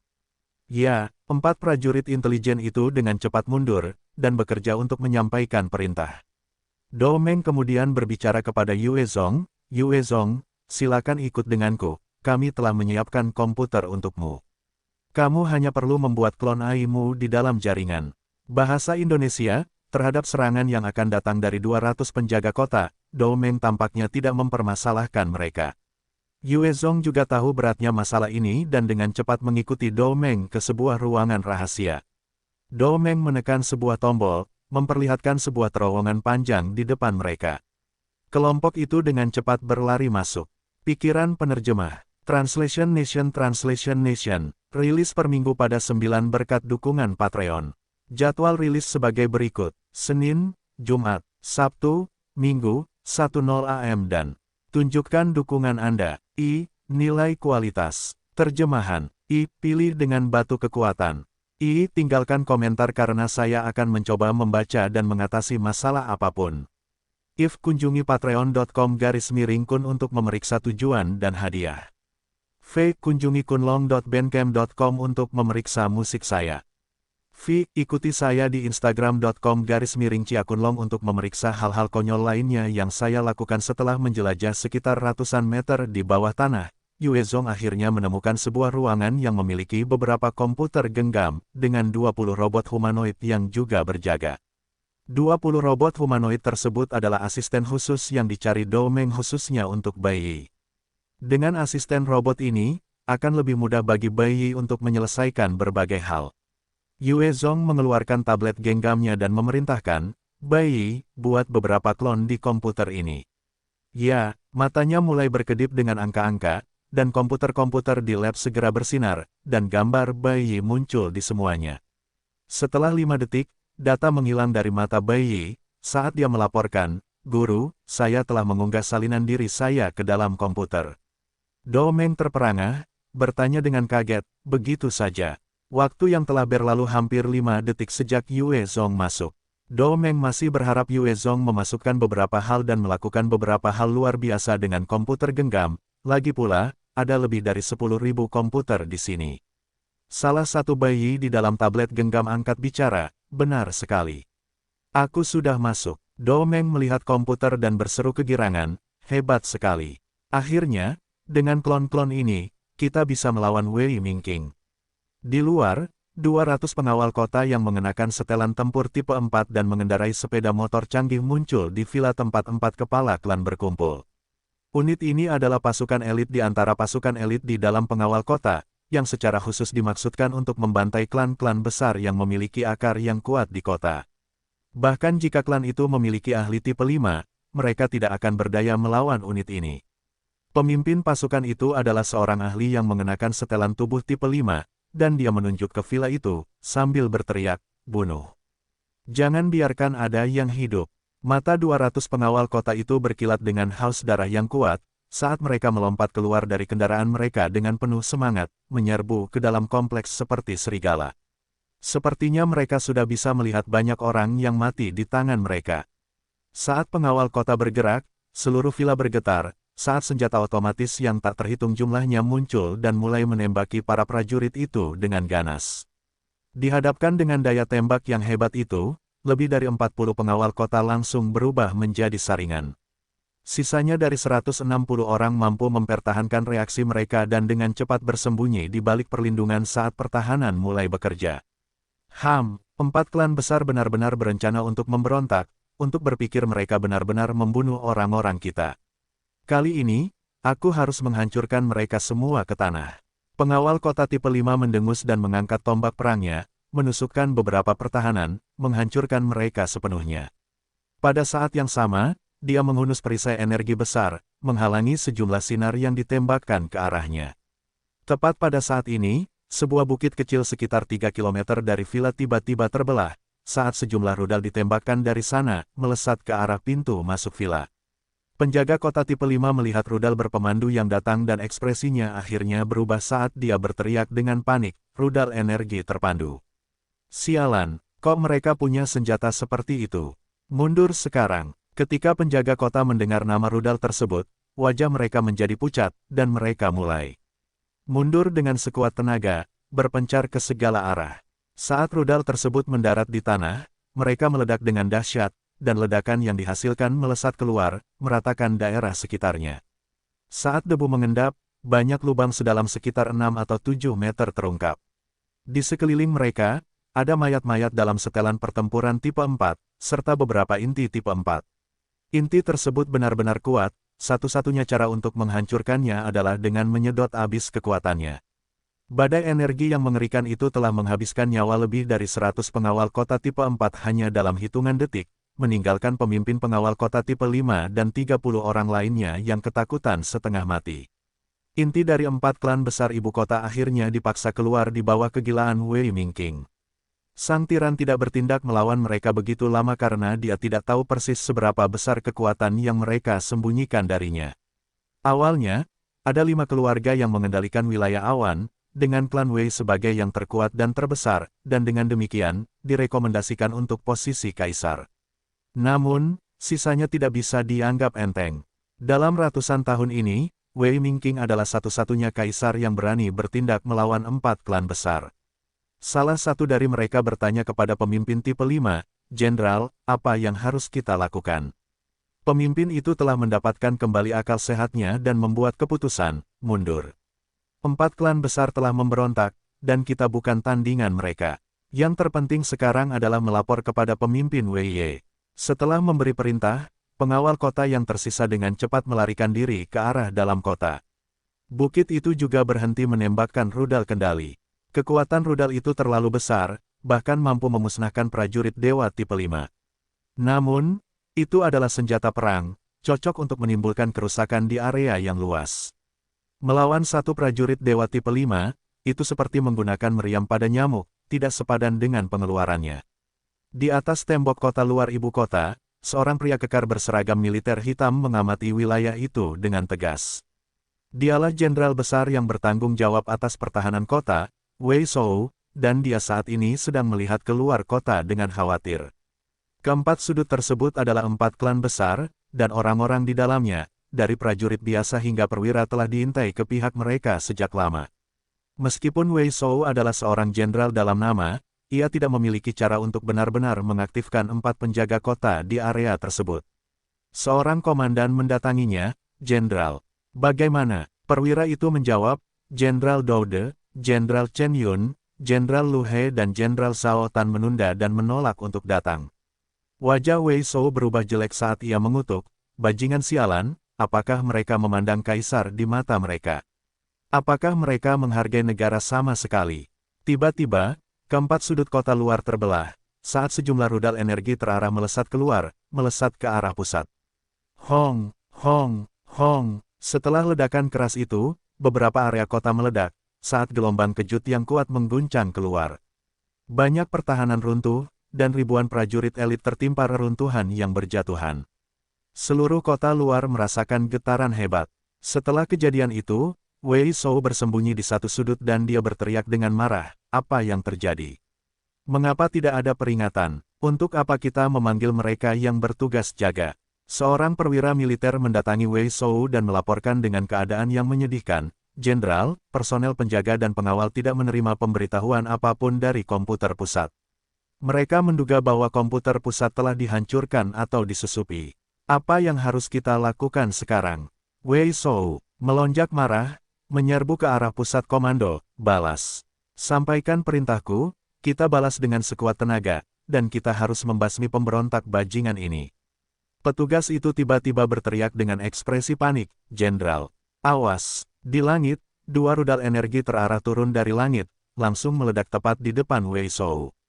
Ledakan yang dihasilkan menyelimuti dirinya. Para pemberontak dari 4 klan besar tidak tahu bahwa jenderal yang bertanggung jawab atas pertahanan kota telah diledakkan hingga tewas oleh mereka. Mereka terus menembakkan beberapa rudal energi terarah. Intelijen dari 4 klan besar sangat maju. Mereka tahu dengan jelas apa yang mampu dilakukan para penjaga kota, dan mereka memiliki peralatan berteknologi tinggi. Jika diserang oleh mereka, mereka tidak akan mampu melawan. Sialan, mereka memberontak. Mereka telah mengkhianati kaisar. Di mana jenderal? Di mana jenderal? Mengapa dia tidak memberi perintah? Serang, lawan, petik 2. Setelah kehilangan komando Wei Shou, para penjaga kota menjadi panik, tidak tahu apakah harus bertahan atau menyerang. Pasukan yang terdiri dari 1.000 tentara pergi untuk menyerang barat, sementara yang lain menyerang utara. Ada banyak unit lain yang kebingungan, berlarian seperti lalat tanpa kepala. Di bawah rentetan serangan rudal energi yang terus-menerus, kota luar dihancurkan, karena puing-puing beterbangan ke segala arah. Tembok kota yang megah, yang tampak tak terkalahkan dan mustahil dihancurkan, akhirnya runtuh, usaha dan sumber daya yang besar menjadi sia-sia. Ada banyak ahli di dalam penjaga kota. Pada saat kritis ini, sejumlah reaper, helikopter serbu berat, serta sepeda motor canggih keluar dengan gemuruh. Para ahli elit mulai bertempur dengan pasukan pemberontak dengan mata merah dan haus darah. Tak lama kemudian, saat kedua belah pihak saling serang, jumlah korban meningkat. Para pejuang terbaik dari ras manusia tidak terbunuh dalam pertempuran melawan ras lain, tetapi karena pertikaian internal, sungguh sangat disayangkan.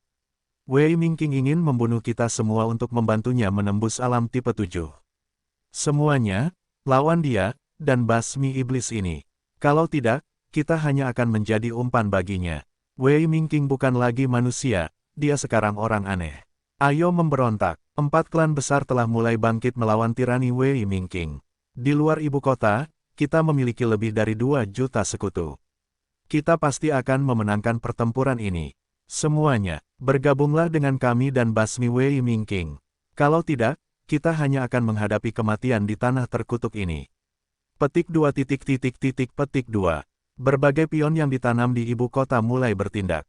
Berbagai anggota klan atas yang gemetar dan tetap diam di bawah tirani Wei Mingqing mulai merespons juga, memimpin klan mereka sendiri untuk bergabung dalam pemberontakan. Wei Mingqing mengandalkan pembantaian untuk mempertahankan kekuasaannya, terutama membantai mereka yang menentangnya tanpa hambatan apapun. Hal ini telah menimbulkan kekhawatiran dan ketakutan di seluruh klan. Mereka sudah lama kesal dengan kekuasaannya, mereka hanya takut menyuarakannya. Sekarang setelah 4 klan besar memimpin, perasaan terpendam mereka meledak. Saat massa bertambah besar, polisi dan mata-mata milik Wei Mingqing diseret keluar dan dibunuh. Mereka yang setia kepadanya dengan cepat ditangkap dan dipaksa untuk membuat pilihan, membelot atau dibunuh. Para penjaga kota elit dipaksa mundur ke dalam kota bagian dalam. Pasukan pemberontak dari 4 klan besar tidak segera melancarkan serangan ke kota bagian dalam, sebaliknya, mereka menyapu seluruh kota bagian luar, memastikan tidak ada ujung yang tertinggal dan bahwa kota itu sepenuhnya berada dalam kendali mereka. Setelah itu, mereka mulai mengerahkan berbagai pasukan ke medan. Perang antara penjaga kota dan pemberontak. 4 klan besar jelas tentang kekuatan penjaga kota. Mereka benar-benar elit paling luar biasa dengan peralatan, sumber daya, dan pelatihan canggih. Selain para penjaga Sueluo, tidak ada yang bisa menandingi mereka.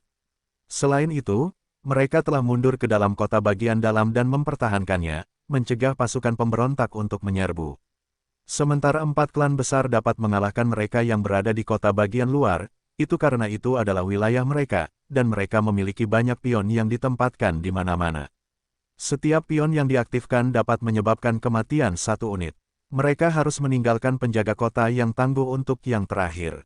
Begitu mereka telah mengeluarkan pasukan kota bagian luar dan mengumpulkan kembali semua pasukan mereka, maka akan mungkin untuk melancarkan serangan habis-habisan dan menyerang kota bagian dalam. Ketika kedua belah pihak terhenti, banyak rudal energi pemandu jatuh ke kota bagian dalam seperti hujan.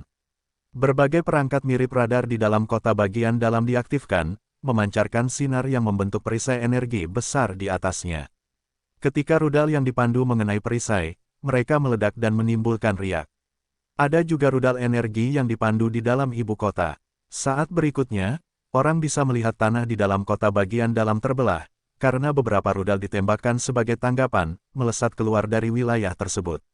Mereka telah menembak. Bodoh. Pergilah ke neraka. Para perwira dari 4 klan besar menyaksikan penembakan rudal balasan dengan tatapan dingin dan sarkastik.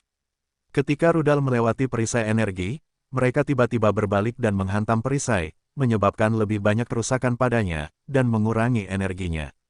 Pada saat yang sama, pasukan pemberontak di dalam kota mulai menyerang perisai energi, menembakkan senjata mereka ke arahnya, menyebabkan riak dan menghancurkannya. Perisai energi di dalam kota bagian dalam benar-benar kuat, tetapi konsumsi energinya juga mencengangkan. Semakin kuat serangannya, energi yang dihabiskannya akan lebih besar. Selama ambang batas terpenuhi, seluruh perisai akan runtuh.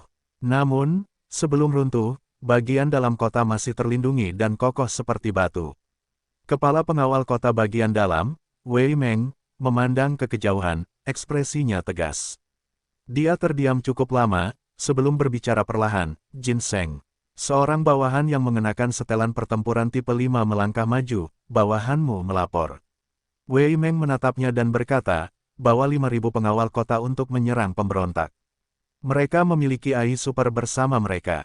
Dukungan daya tembak yang dapat kuberikan sangat sedikit. Apakah kau memiliki keyakinan untuk menghancurkan mereka? Nada bicara Jin Seng dipenuhi dengan kebanggaan saat dia menjawab, bawahanmu berjanji untuk menyelesaikan tugas ini. Wei Meng melambaikan tangannya, berangkat. Ya, tiba-tiba, gerbang kota terbuka, dan 5.000 pengawal kota yang mengenakan setelan pertempuran menyerbu di bawah pimpinan berbagai komandan mereka, dengan cepat menyerang pasukan pemberontak dari 4 klan besar. Tanpa persiapan apapun, pasukan pemberontak hanya mampu melepaskan 2 tembakan sebelum 5.000 pengawal kota mengiris mereka seperti pisau. Dalam pertempuran ini, perbedaan kekuatan antara kedua belah pihak disorot. Banyak pemberontak yang dengan mudah dibantai dalam bentrokan itu. Pertempuran sengit berlangsung tidak lama, dan pasukan pemberontak di garis depan dipaksa mundur. 5.000 pengawal kota terus membantai kerumunan, dan situasi menjadi buntu. Wei Meng melihat betapa mudahnya para pemberontak dibunuh dengan tatapan merendahkan. Sekelompok bajingan, bahkan jika kalian memiliki AI super, kalian tidak dapat mengalahkan pengawal kota. Kami, di medan perang, Jin Seng bagaikan seekor harimau yang mengamuk. Ia menyerang kemana-mana, tombak perang di tangannya akan menusuk dan membunuh para prajurit pemberontak seolah-olah itu bukan apa-apa. Ia akan tertawa terbahak-bahak, wajahnya menakutkan dan jahat. Tepat pada saat ini, terdengar suara menderu dari kejauhan, saat belasan helikopter serbu terbang di atas. Saat mereka muncul, sinar elektromagnetik ditembakkan tanpa ampun. Di bawah hujan tembakan, banyak pengawal kota tertembus. Untuk menghindari sinar elektromagnetik itu, pengawal kota tidak punya pilihan selain bersembunyi. Namun, itu tidak cukup, karena rudal yang ditembakkan cukup untuk menghancurkan tempat berlindung mereka dan para prajurit hingga berkeping-keping. Wei Meng melihat kemunculan helikopter serbu yang tiba-tiba dan kehilangan kendali, menghantamkan tinjunya ke dinding, meninggalkan jejak yang dalam, binatang buas. Jika bukan karena AI super, ibu kota dapat dengan mudah menggunakan rudal penargetan mereka untuk menjatuhkan helikopter serbu ini. Karena tidak dapat memanfaatkan rudal penarget otomatis tersebut, berarti tidak peduli seberapa banyak ibu kota menembakkan sinar laser, mereka tidak dapat mengenai sasarannya dengan akurat. Dengan 10 helikopter serbu di udara yang ikut serta dalam pertempuran, gelombang pertempuran berubah sekali lagi. Banyak pengawal kota terluka, dan mereka tidak berani melanjutkan serangan tak terkendali mereka. Dalam keadaan seperti itu, para pemberontak berhasil menemukan pijakan mereka dan mulai berkumpul kembali dan melakukan serangan balik. Segera, 100 helikopter serbu berat juga terbang keluar dari ibu kota, terbang menuju mereka dari pihak pemberontak. Hanya saja ketika helikopter ibu kota baru saja bergabung dalam pertempuran, 40 Reaper yang telah menunggu tiba-tiba muncul. Di bawah kendali Bai Yi, mereka mulai menembakkan meriam elektromagnetik dan rudal pencari panas ke langit. Dibombardir oleh rentetan api dan kilatan itu, 30 helikopter serbu berat langsung hancur, berubah menjadi abu, saat ledakan yang dihasilkan menyapu keluar. Para Reaper benar-benar mesin pembunuh yang efisien. Menambahkan kendali Bai Yi, helikopter serbu di udara berubah menjadi pecahan peluru dan puing-puing, bahkan tanpa kesempatan untuk menunjukkan kehebatan mereka. Wei Meng melihat helikopter serbu berat yang hancur dan wajahnya berubah jelek. Apakah ini kekuatan AI Super? Benar-benar menakutkan. AI Super tidak akan terlalu efektif melawan ras dino karena mereka adalah masyarakat yang terbelakang dan biadab. Namun, di wilayah awan, tempat manusia bergantung pada teknologi, selama ada cukup banyak jalan keluar, Bai Yi dapat melepaskan kekuatan yang mengerikan.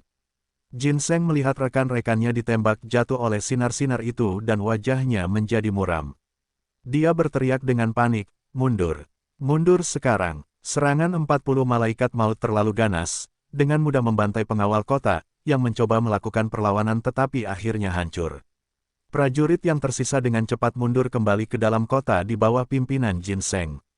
Tidak seorang pun menyadari bahwa saat pengawal kota mundur, sosok tertentu yang mengenakan seragam pengawal kota telah bergabung dengan mereka tanpa suara.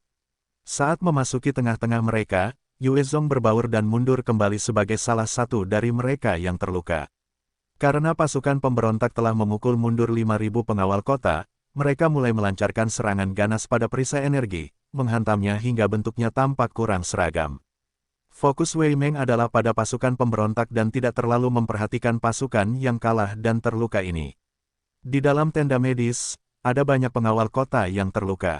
Bau darah sangat kuat, dan banyak prajurit yang mengerang dan mengerang. Di bawah pengamatan cermat Yue Zong, ada lebih dari 100 orang di dalam tenda medis, dan 2 prajurit berjaga di luar. Dengan sebuah pikiran, kekosongan muncul di udara. Tulang putih melompat keluar dan 20 duri tulang tajam melesat keluar untuk mengiris berbagai personel yang terluka. Dalam hitungan detik, ratusan korban tewas, mengakhiri penderitaan mereka. Setelah menangani korban-korban itu, sosok Yue Zong melesat keluar pintu.